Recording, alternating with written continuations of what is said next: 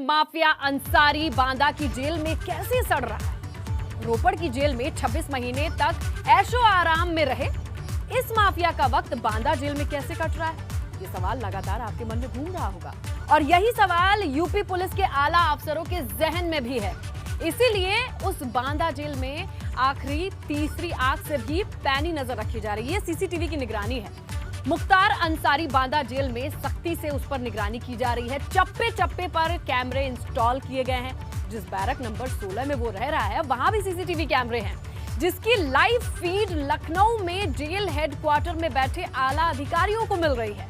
Mukhtar jail में आम कैदी की तरह रहे, उसकी सुरक्षा में कोई चूक ना हो, इसीलिए इस तरह के सख्त इंतजाम किए गए हैं। एबीपी गंगा आपको उस निगरानी सिस्टम की तस्वीरें दिखाने जा रहा है जिसे इस वक्त बांदा की जेल में लैस किया गया है। देखिए एक्सक्लूसिव रिपोर्ट।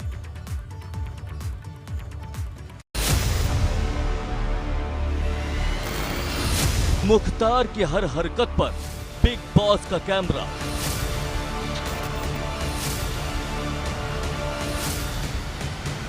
बांदा के बंदी पर तीसरी नजर।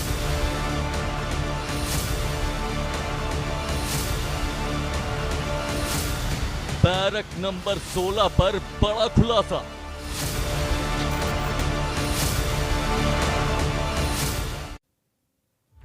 तो बांदा जेल की बैरक नंबर 16 में बंद माफिया मुख्तार अंसारी की हर सांस पर पैनी नजर है। मुख्तार अंसारी की बैरक में अब पत्ता भी हिलेगा तो सरकार को पता लगेगा।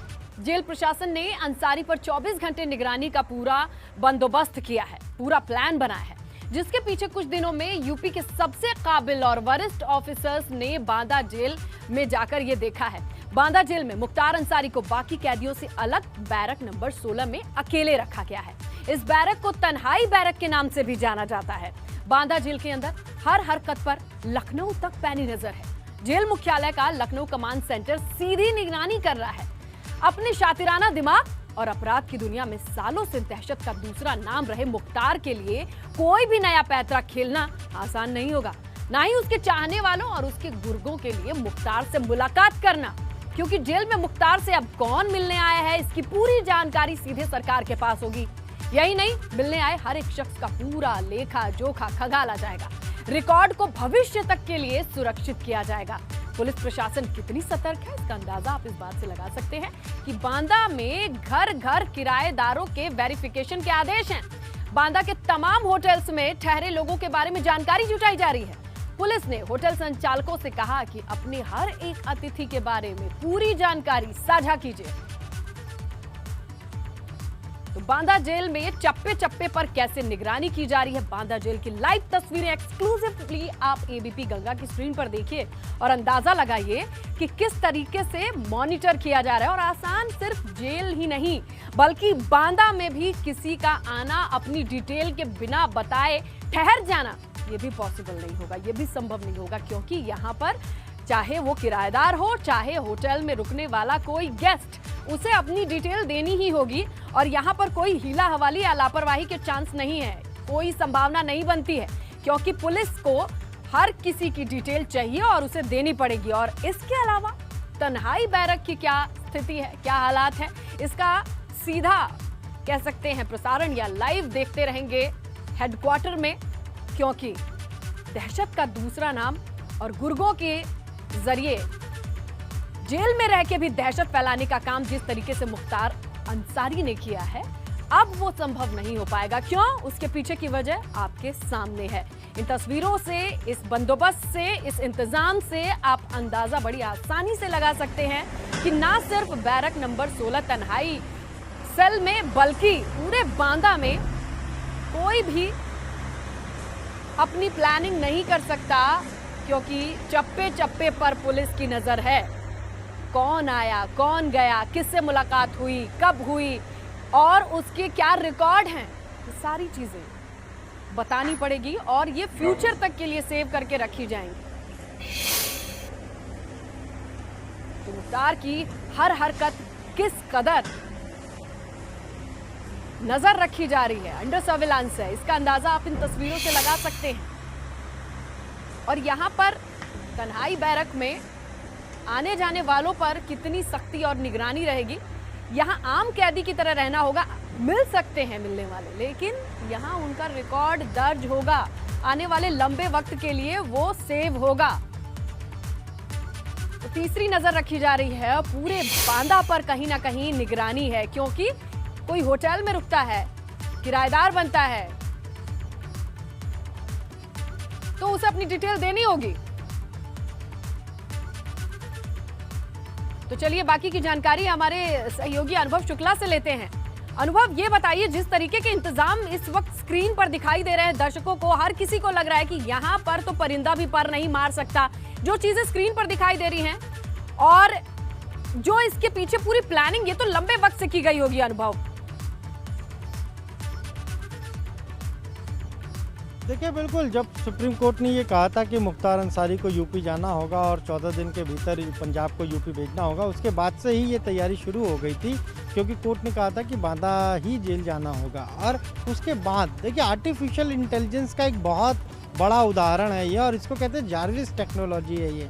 अच्छा। कैसे वहाँ पर इतने कैमरे लगाए गए हैं और उसकी सीधी मॉनिटरिंग यहाँ जो जेल हेडक्वार्टर है वहाँ पर हो रही है, यानी हर एक पल, हर एक मोमेंट का आप जो है वहाँ सीधा लाइव टेलीकास्ट देख सकते हैं। लखनऊ में जो जेल मुख्यालय है, और डीजी जेल आनंद कुमार ने आज पूरा खुद निगरानी कर रहे हैं, हर एक मोमेंट की वो हम कहें तो क्लिपिंग को वो खुद देख रहे हैं कि क्या हो रहा है आगे, किस तरीके से जो बैरक आपने कही 16 नंबर तन्हाई बैरक है, अकेला रखा गया है मुख्तार अंसारी को, वहाँ पर भी सीसीटीवी कैमरे लगाए। ये पूरा एक वीडियो वॉल तैयार किया गया आर्टिफिशियल इंटेलिजेंस की मदद से, और जारविस टेक्नोलॉजी, दूसरे देशों में इस तरह की टेक्नोलॉजी यूज होती है, और उसे बिल्कुल सेटअप किया गया बांदा जेल में, और फिर उसका जो कमांड दिया गया है, यानी ऑपरेशनल कमांड है, वो लखनऊ जेल हेडक्वार्टर में दिया गया है। डीजी जेल आनंद कुमार खुद मॉनिटरिंग कर रहे हैं। आज उन्होंने हर एक, देखिए कुल आपको दिख रहा होगा अगर आपने पूरा वो वीडियो वॉल दिखाया दर्शकों को, तो 12 कैमरे जो हाई डेफिनेशन क्वालिटी के हैं उनको इंस्टॉल किया गया है, और वो सारा फुटेज बिल्कुल लाइव वहाँ से आ रहा है। उसी के आधार पर पूरी मॉनिटरिंग की जा रही है। अगर कहीं कोई गड़बड़ होगी तो सीधे वो फ़ोन पर, मोबाइल फ़ोन पर उसका अलर्ट आ जाएगा। तो ये कहीं ना कहीं सुरक्षा को पुख्ता करने के लिए, क्योंकि कोर्ट ने भी कहा था, और बांदा जेल की जिस तरीके से पहले भी वहाँ पर मुख्तार अंसारी था, फिर अचानक एक बार कुछ समय पहले जब वहाँ पर ही उसको कहते हैं कि जो उसकी तबीयत बिगड़ गई थी अचानक, और फिर ये कहा था कि खुद आरोप लगाया था कि जेल में जहर दिया गया, उसके बाद और ज़्यादा सुरक्षा बढ़ाई गई और ये पूरा वीडियो वॉल तैयार किया गया। एक एक पल, एक एक चप्पे पर कैमरे लगे हुए हैं, कहाँ पर मूवमेंट हो रहा है, कौन मिलने जा रहा है, कौन किधर से जा रहा है, क्या कुछ सामान लेकर जा रहा है, हर एक चीज़, चूँकि हाई डेफिनेशन कैमरे हैं, बिल्कुल क्रिस्टल क्लियर दिख रही है। बिल्कुल अनुभव, तो यहाँ पर एक चीज साफ है कि सारी चीजें टेक्नोलॉजी के जरिए मॉनिटर की जा रही हैं। अच्छी खासी टेक्निकल टीम भी डिप्लॉय होगी इस पूरे चीजों को मॉनिटर करने के लिए, क्योंकि अक्सर देखा जाता है कि कभी किसी कैमरे में गड़बड़ी आती है तो नोटिफिकेशन आएगा, लेकिन ऐसे में एक टेक्निकल टीम का स्ट्रॉन्ग बैकअप के तौर पर मौजूद होना, ऐसी भी कोई टीम मौजूद होगी? देखिए, बिल्कुल जिस टीम ने इसको पूरा इंस्टॉल किया है उसी की ये पूरी जिम्मेदारी है। वो हर एक वहाँ पर शिफ्ट वाइज लोग रहते हैं, ताकि जो कैमरा लगाए गए वहाँ पर कहीं कोई गड़बड़ ना होने पाए। अगर किसी कैमरे में कोई दिक्कत भी होगी तो उसे तुरंत रिप्लेस भी कर दिया जाएगा, लेकिन एक टीम को वहाँ पर रखा गया। और यहाँ चूँकि जो जेल हेडक्वार्टर है, यहाँ पर भी चूँकि पूरा ये एक हम कहें तो सेंटर इस्टेब्लिश किया गया है। ये हम कह सकते हैं कि एक तरीके से आगे आने वाले दिनों में जो इस तरह की जेलें हैं, जैसे बांदा जेल हो गई या बागपत की जेल हो गई या फिर और जगहों की जेल, वाराणसी जेल हो गई, वहाँ पर भी इसी तरीके से निगरानी रखी जाएगी। और अभी हम कहें तो एक ये उदाहरण है कि कैसे एक जगह से ही बैठकर आप इस तरह के जो अपराधी हैं उनके ऊपर नज़र रख सकते हैं हर एक पल की। पहले क्या कहते थे कि जेल से ही सिक्का चल रहा है, जेल से ही रसूख चल रहा है, जेल से ही वो अपने गैंग को संचालित कर रहे हैं। क्यों? क्योंकि तब कोई निगरानी होती नहीं थी। जेल के भीतर एक अलग दुनिया होती है, जेल के बाहर की अलग दुनिया होती है, जेल के भीतर एक अलग दुनिया होती है। क्यों? क्योंकि वहाँ किसी का कोई कनेक्शन होता नहीं, कोई वहाँ जा पाता नहीं। इसीलिए इस टेक्नोलॉजी के बारे में जो आप जिक्र कर रहे थे उसे भी थोड़ा और समझाइए, दर्शकों को लगे कि ये आम सीसीटीवी कैमरा नहीं, इसको इंस्टॉल करने के लिए वाकई अलग देशों की टेक्नोलॉजी को यूज किया गया है।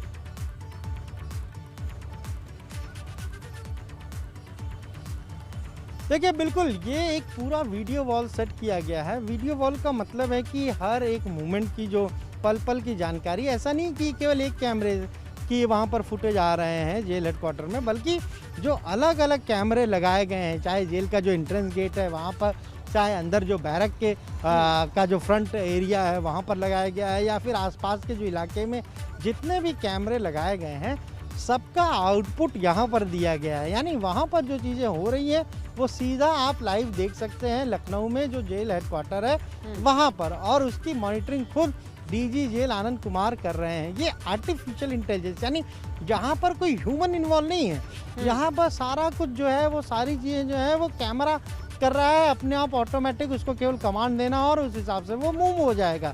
अगर आपको लेफ्ट देखना है तो वो लेफ्ट मूव हो जाएगा, राइट देखना है तो राइट मूव हो जाएगा। और ये इस तरह की टेक्नोलॉजी को जार्विस टेक्नोलॉजी कहते हैं। ये हम कहें तो बहुत प्रचलित है कई जगहों पर, और इस तरीके की चीज़ों का इस्तेमाल जब खास तौर से जहाँ पर विशेष निगरानी की ज़रूरत होती है, या फिर जहाँ हमें हर एक पल की मूवमेंट की जानकारी रखनी होती है, वहां पर किया जाता है। बिल्कुल अनुभव, आपका शुक्रिया इस तमाम जानकारी के लिए। जिस टेक्नोलॉजी को दर्शक देख रहे हैं, बहुत शुक्रिया तमाम जानकारी। और आगे बढ़ेंगे बड़ी खबर की ओर। बाराबंकी एम्बुलेंस मामले में पुलिस पूछताछ करेगी मुख्तार अंसारी से, इस वक्त की बड़ी खबर। तो बाराबंकी पुलिस पूछताछ करेगी जो रहस्यमयी एम्बुलेंस थी और जो रोपड़ जेल में मौजूद रही थी। अब इसके बारे में सारी डिटेल बताएंगे खुद मुख्तार अंसारी, क्योंकि पुलिस सीधे इस मामले में पूछताछ करेगी बांदा के तन्हाई सेल में बंद मुख्तार अंसारी से। तो एक एम्बुलेंस जिससे वो मोहाली पहुंचता है रोपड़ से, और उस एम्बुलेंस का नंबर जो फर्जी निकलता है, रजिस्ट्रेशन बाराबंकी का, लेकिन अता पता किसी को नहीं पता। और संजीवनी अस्पताल से जुड़े होने के मामले में ये बताया, ये खबर तो आई, लेकिन यहाँ इसके पेपर वर्क पूरे नहीं मिले यार। आरटीओ ऑफिस से फाइल गायब मिली। तो जरा इस एम्बुलेंस का रहस्य सुलझाएं और बताएं कि ये एम्बुलेंस कहां से आई, क्यों इस्तेमाल करते हैं, क्या कुछ जानकारी मुख्तार अंसारी के पास है।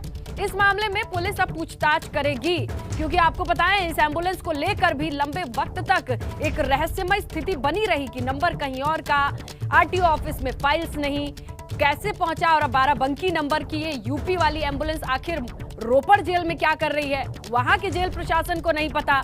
तो ये एक एम्बुलेंस का रहस्य मुख्तार को कितना पता है और क्या बताता है, ये बड़ी जानकारी होगी। फिलहाल पुलिस कोशिश करेगी कि एम्बुलेंस मामले में पूछताछ करके ज्यादा से ज्यादा जानकारी निकाली जाए, बताया जाए कि ये एम्बुलेंस कहां से आई, मुख्तार इसमें बैठ के गया, किसके कहने पर बैठ के गया। जेल प्रशासन को कुछ नहीं पता इस एम्बुलेंस के बारे में, मुख्तार को कितना पता है। क्योंकि जब इस एम्बुलेंस संजीवनी अस्पताल से जुड़े अलका राय से पूछा गया तो उन्होंने कहा कि हमारे अपने जनप्रतिनिधि होने के नाते उन्होंने इस एम्बुलेंस को भिजवाया था, लेकिन आगे पीछे बहुत बयान बदला उन्होंने। तो कुल मिला के इस एम्बुलेंस पर लंबी कवायद रही, कई तरह के बयान आए, कई तरह के पेपर्स आए, लेकिन क्लैरिटी कहीं नहीं थी। तो क्या अब मुख्तार से बातचीत करके इस एम्बुलेंस का रहस्य सुलझ जाएगा, समझ में आएगा कि क्या रोपड़ जेल के प्रशासन को क्यों नहीं पता था कि ये एम्बुलेंस कहां से आई, जिसमें बैठ के मुख्तार मोहाली पहुंचा था। तो मुख्तार अपनी मर्जी से बैठा था, जेल प्रशासन को पता ही नहीं इस एम्बुलेंस के बारे में, तो किसे पता होगा, ये बड़ा सवाल है। तो इस पूरे मामले पर मुख्तार से अब सीधे तौर पर पुलिस की बातचीत होगी, पूछताछ होगी। तो बाराबंकी मामले में ये देखिए, इसी एम्बुलेंस की बात हो रही थी। वो एम्बुलेंस जब व्हील चेयर पर मुख्तार बाहर निकला था, और अब इस पूरे मामले पर मुख्तार से पूछताछ होगी कि ये एम्बुलेंस कहां, कैसे, और इस्तेमाल में जब बैठकर इसमें आप मोहाली जेल के लिए निकले, किसके आदेश पर निकले। तो ये एक बड़ा रहस्य बना रहा लंबे वक्त तक, और अभी भी इस पर स्पष्टता नहीं है। एफआईआर कराने की इजाजत है, आदेश है कि एफआईआर कराई इस पूरे मामले पर।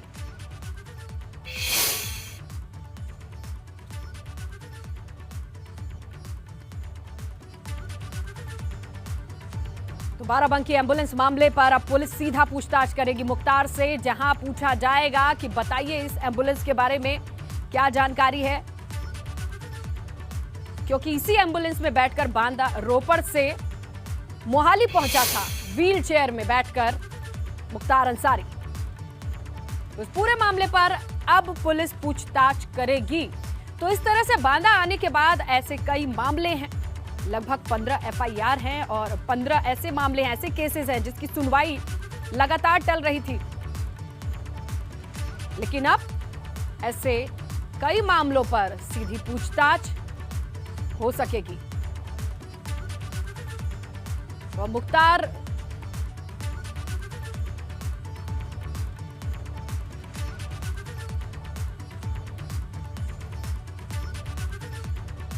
आगे बढ़ते हैं, बात करते हैं वाराणसी के रोहिनिया थाना क्षेत्र में पुलिस और भाजपा नेत्री के साथ मारपीट की खबर मिली है, जहां भाजपा युवा मोर्चा उपाध्यक्ष खुशबू सिंह ने पुलिस को थप्पड़ मारा है।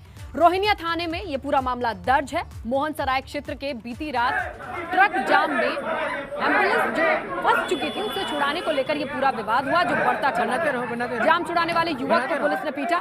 भाजपा नेत्री का आरोप है कि वो बीच बचाव के लिए पहुंची थी और पुलिस ने वहां उनके साथ बदसलूकी की। घटना की शिकायत भाजपा पदाधिकारियों से भी करेंगी खुशबू सिंह, ये भी कहती हैं। लेकिन मारपीट का ये वीडियो वायरल है जो आप देख सकते हैं।